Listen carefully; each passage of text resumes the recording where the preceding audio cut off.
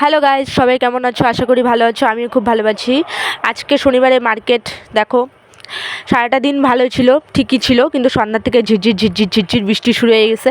কাস্টমাররা কোথায় দাঁড়াবে? কারণ আমাদের ফুটপাতের দোকান, ঝড় বৃষ্টি হলে খুব কষ্ট হয়ে যায়, কাস্টমারদের দাঁড়াতে খুব কষ্ট হয়ে যায়। তো কাস্টমার টোটোতে আসছে, টোটোতে বসে বসে মোমো খাচ্ছিলো।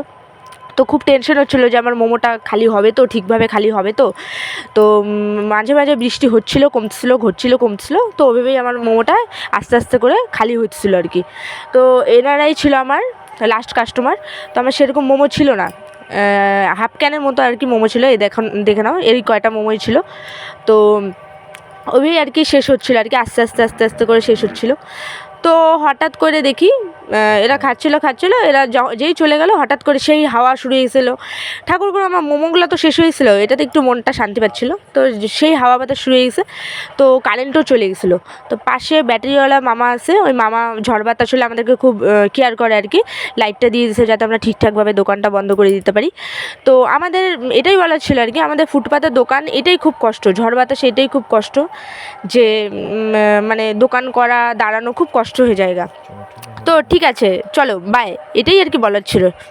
ঠিক আছে।